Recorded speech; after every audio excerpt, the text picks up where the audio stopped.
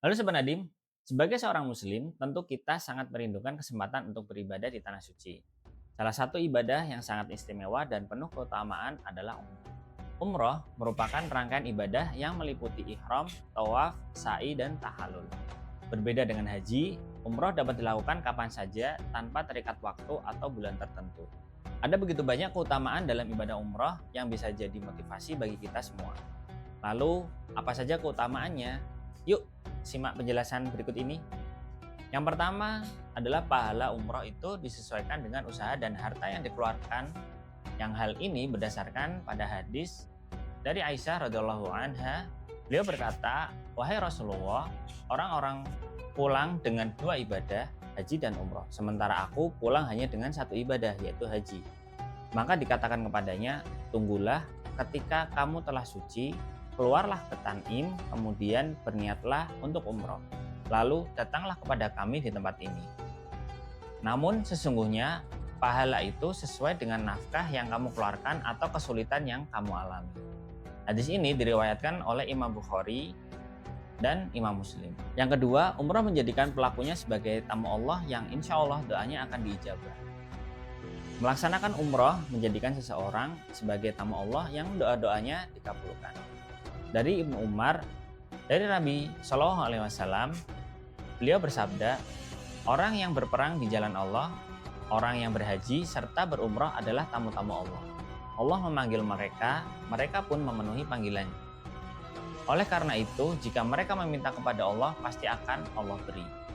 Hadis ini diriwayatkan oleh Ibnu Majah dan Syekh Albani mengatakan bahwa hadis ini hasan. Yang ketiga, menghapuskan dosa dan kemiskinan. Dari Abdullah bin Mas'ud, Rasulullah SAW bersabda, ikutkanlah umroh dengan haji dalam haji qiran atau haji tamattu, karena keduanya dapat menghapus kemiskinan dan dosa, seperti api yang membersihkan karat dari besi, emas, dan perak. Selain itu, haji yang mabrur tidak memiliki balasan lain kecuali surga. Hadis ini diriwayatkan oleh An-Nasa'i, Tirmizi, Ahmad. Dan Syekh Albani mengatakan bahwa hadis ini adalah hasan sahih. Yang keempat, umrah menghapus dosa di antara dua waktu umroh. Bukan hanya ibadah fisik, tapi juga pembersih dosa yang dilakukan sejak umroh sebelumnya. Dari Abu Hurairah, ia berkata, Rasulullah SAW bersabda, antara umroh yang satu dan umroh lainnya itu akan menghapuskan dosa di antara keduanya. Dan haji yang mabrur tidak ada balasannya melainkan surga. Hadis ini diriwayatkan oleh Imam Bukhari dan Muslim. Yang kelima, umrah memberi pahala besar dari sholat di Masjidil Haram. Selama umrah, kamu bisa sholat di Masjidil Haram, yang pahalanya luar biasa besar. Dari Jabir, Nabi SAW bersabda, sholat di masjidku atau Masjid Nabawi lebih utama daripada 1000 sholat di masjid lainnya selain Masjidil Haram. Karena sholat di Masjidil Haram lebih utama daripada 100.000 sholat di masjid lain. Hadis ini diriwayatkan oleh Ahmad dan Ibnu Majah. Syekh Albani mengatakan bahwa hadis ini sahih. Bisa dilihat di kitab Sahih Tarhib wa Tarhib. Kemudian yang keenam adalah tawaf akan menghapuskan dosa dan meninggikan derajat.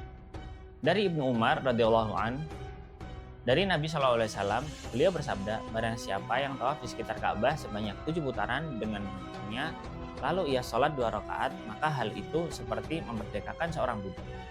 Setiap kali ia mengangkat dan meletakkan kakinya, Allah akan mencatat untuknya satu kebaikan, menghapus darinya satu kesalahan, dan mengangkat baginya satu derajat.